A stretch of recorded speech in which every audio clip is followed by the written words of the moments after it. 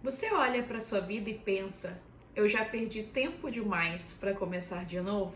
Talvez você tenha conhecido Deus tarde, talvez tenha feito escolhas que hoje faria diferente, talvez tenha desperdiçado anos tentando construir uma vida que hoje você vê que nem era a vida que você queria.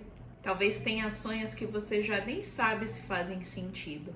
Eu também tenho coisas na minha história que eu gostaria de ter vivido diferente. Mas existe uma coisa que eu aprendi nessa caminhada. Deus não precisa apagar o nosso passado para escrever uma história nova. Se você carrega a sensação de que tá tarde demais, fica comigo até o final desse vídeo. Porque talvez a pergunta não seja quanto tempo eu perdi, mas o que Deus pode fazer com o tempo que ainda me resta. Eu sou a Carolina Ferrari, esposa do Joel, mãe da Clara e do Francisco, e eu conheci a fé católica já adulta. Essa caminhada dos últimos 7 dias também foi uma parte da minha própria história. E eu não estou aqui como quem já chegou, mas estou aqui como quem caminha. Tem coisas na minha história que eu não escolheria repetir. Tenho pecados que precisei reconhecer, tenho feridas que ainda estão sendo curadas, tenho virtudes que ainda preciso aprender, mas tem uma coisa que hoje eu sei: Deus não desperdiça uma história que é entregue a Ele. E hoje eu quero te mostrar, Divina, por que o seu passado não precisa ser o maior obstáculo naquilo que Deus quer fazer na sua vida. E eu não estou falando de fingir que nada aconteceu, nem de romantizar nossos erros, mas eu estou falando de redenção. Porque o cristianismo não promete que Deus vai nos dar uma história sem feridas, sem percalços. Mas ele promete que nenhuma ferida precisa ter a última palavra.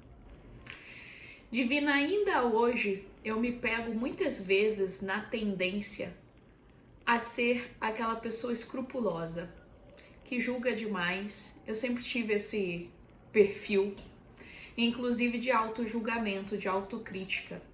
Isso quando a gente entra numa caminhada de fé, que a gente confessa nossos pecados e que a gente confia que Deus os perdoou, não cabe mais a nós ficar voltando naquilo, né? Parece que a gente fica apegado ao pecado, apegado ao passado, sempre voltando. E aqui eu te digo que é uma armadilha do ego. Esse olhar em demasia para o passado, para os erros, é nada mais, nada menos do que uma soberba disfarçada. Então tem situações, Divina, que eu confesso para ti, na minha conversão, como eu me converti já adulta, pós-juventude, tiveram grandes coisas que realmente eu gostaria de ter feito diferente, de não ter feito, me arrependi muito.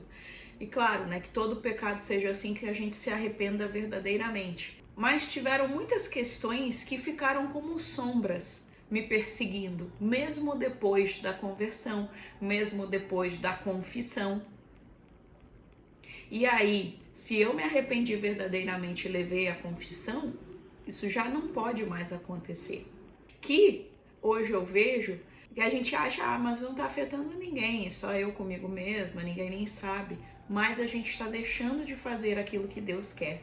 Sabe o que eu falei no vídeo de ontem sobre a vocação, sobre viver os planos de Deus para a nossa vida? Então, quando eu fico nessa autocondenação, eu fico paralisada. Porque é como se eu quisesse ser Deus da minha vida, então eu sou a julgadora, eu subestimo a capacidade de Deus de perdoar infinitamente, de ser misericordioso, como eu sei que Ele é, e fico aqui nesse looping infinito, paralisada. Porque aí vem a síndrome da impostora. Ah, mas quem sou eu para estar falando aqui sobre isso se eu mesmo no meu dia a dia, quantas vezes eu não caio? Então nem vou falar. Eu digo, Divina, que acontece isso hoje aqui.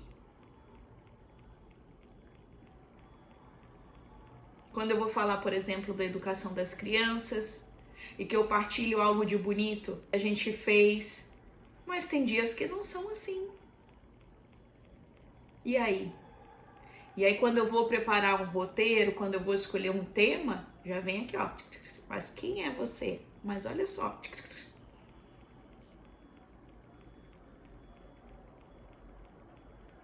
E tiveram questões minhas que eu inclusive quero trazer mais aqui no canal, que é sobre a questão dos excessos. Quando eu falo de mindfulness, quando eu falo de vinho, é para falar disso, dos excessos, porque realmente é algo que teve um peso muito grande e tem na minha caminhada, e eu sei que é algo que vem e leva para as estribeiras, né?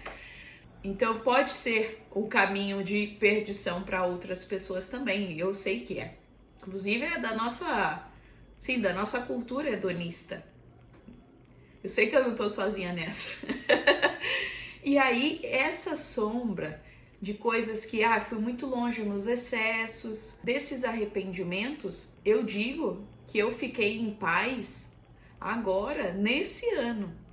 Nesse ano, eu tive a graça divina, que eu deixo. Depois, se você quiser, eu faço um vídeo só sobre isso, que é algo muito grandioso que eu descobri, que eu não tinha conhecimento. Mas esse ano eu recebi a indulgência plenária. A gente está no ano de jubileu franciscano. Então a gente tem esse ano todo aí para receber, assim, gente, é de mão beijada que a igreja está dando a oportunidade da gente receber a indulgência plenária. E quando a gente recebe, depois que a gente recebe pra gente, a gente pode inclusive fazer, né, todas as práticas que são necessárias ali, cumprir todos os requisitos e fazer por uma pessoa que a gente, né, que a gente ama e que a gente sabe que talvez não esteja ainda no céu. Então vocês imaginam se tem maior presente nessa vida do que você poder salvar uma alma. Então, divina, a indulgência plenária, ela vem e nos purifica, dá um reset na nossa vida, nos purifica de todos os pecados de toda a vida. Então a gente fica na graça. É como se tivesse, é como recomeçar mesmo. Então, se você hoje acha que tá tarde, eu já deixo aqui, olha, para você não perder tempo que nem eu perdi, anos ali com essas sombras. Já começa assim, com a indulgência plenária, que você vai ver que é muito fácil de fazer esse ano. Então, São Francisco de Assis, né, nosso Papa Leão XIV, que foi, né, ungido em partilhar esse grande propósito. Então, divina, quando eu quis receber indulgência plenária antes do batizado do Francisco, que a gente ia lá para Aparecida e eu queria estar em estado de graça para poder celebrar o batismo do meu filho. Hoje já com um conhecimento totalmente diferente do que é o batismo, tudo isso, então eu queria viver isso nessa plenitude. E divina, olha, nem estava aqui no script eu falar de indulgência plenária, mas eu pedi a Deus que me iluminasse para que eu fosse somente instrumento. E o assunto era falar de Cristo, o Redentor. Eu me lembrei que eu vivi toda a minha caminhada, né, mais de perdição, de excesso, foi no Rio de Janeiro. E é uma cultura que lá tem muito forte, para quem conhece, é um povo muito, né, de boa mesmo, mas que leva a vida assim, sem muita seriedade. E isso é algo que me incomodava, mas que eu vivi isso muito tempo. E eu, depois da minha conversão, fiquei, meu Deus, eu escolhi Bento Gonçalves, eu me identifico muito com a cultura aqui, com muitos valores daqui da cultura. E eu fico, mas Rio de Janeiro, por que que? Porque eu acredito que Deus escolhe onde a gente vai nascer, onde vai viver, tudo isso já tá decidido. Não é coincidência, é tudo providência. Por que o Rio de Janeiro? E aí uma coisa eu já tenho claro, eu nasci na cidade de Teresópolis, que é onde tem a montanha do dedo de Deus. Então eu já tenho certeza, eu só nasci lá, fui com 2 meses, fui pro Rio de Janeiro, capital. Então assim, Deus já me mostrou, ok, é a mão dele que tá sobre a minha vida. Isso pra mim já foi revelado. E o Rio de Janeiro, me foi revelado isso. Quem que guarda o Rio de Janeiro? É o Cristo Redentor. Ele é esse Redentor. Não importa o quanto eu caí. Não importa o quanto eu me perdi. Não é tarde para Cristo, o Redentor. Ele é o Redentor de tudo. Tem noção, Divina? Eu não sei, Divina, é difícil pra mim também querer partilhar aqui 15 minutos de vídeo, sabe? Essa grandiosidade toda. É inclusive uma prepotência. Mas eu queria que você pudesse ser tocada um tiquinho assim por essa mão redentora. Sabe, o nosso Cristo que está lá de braços abertos.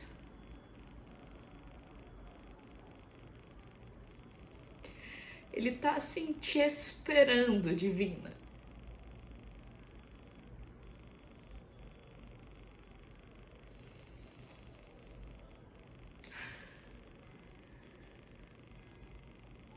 Não, nunca é tarde para Deus, Divina. Divina, confia que os planos de Deus são muito maiores do que os teus sonhos. Pode confiar. Ai, Carol, mas eu sonho tão grande. Eu tenho tantos sonhos. Você acha que Deus não sabe? De cada umzinho dele, de cada detalhe. Eu já falei disso, que eu pedia para intercessão de Santo Antônio, todos os detalhes, até a roupa que eu queria que meu esposo usasse. E veio perfeito, Deus não esqueceu de nada. Inclusive um detalhe que eu coloquei lá, que hoje eu me arrependo. Que gostasse de sertanejo. Olha aí a cultura mundana, eu pedi. E eu pedia porque o sertanejo tem essa coisa da simplicidade. Eu não sabia nem porquê, né, que eu queria. Mas depois indo pra Aparecida, tudo, e vendo essa coisa do simples. E Deus cuidou de cada detalhe. Não subestime, Divina. Sabe o que é? A gente é daquelas controladoras, que a gente quer controlar tudo. E aí a gente dá uma disfarçada, se auto-engana. Não, mas quero poupar a Deus. Não vou dar trabalho para Ele. Ele tem tantas coisas maiores para olhar. Ele tá aqui te esperando. Você, Divina. Isaías 43. Ele te chamou pelo nome. É o teu nome, Divina. Aqui eu quero trazer uma pessoa que eu me identifico muito com a história, que é a Maria Madalena, aquela pecadora que deu brecha para os demônios tomarem conta da vida dela, dos atos dela. Porque é assim que vai agindo, sorrateiramente. Muitas vezes a gente nem percebe a ação do inimigo na nossa vida. Muitas vezes sim, é claro. Que a gente, aquelas coisas que a gente quer apagar. A gente já sabe, vem a ressaca moral. Mas tem coisas que muitas vezes ficam disfarçadas de bem. Ou uma coisinha, isso nem faz tão mal assim. A gente mesmo já faz um carinhozinho no nosso ego e passa batido. E aí tá o problema. Essas coisinhas pequenas. A gente precisa começar a olhar para isso com o mesmo zelo. Buscar uma caminhada na companhia de Jesus. Eu quero que Jesus caminhe comigo, eu quero caminhar com Ele, eu quero Ele na minha vida, na minha casa, na minha família. Mas vamos ver os caminhos que eu tô fazendo. E aqui, Divina, mais uma vez, não é para você ficar na culpa, mas é pra gente assumir uma postura de responsabilidade. Ok, já percebi tudo, me arrependo, confesso, vai se confessar, tá?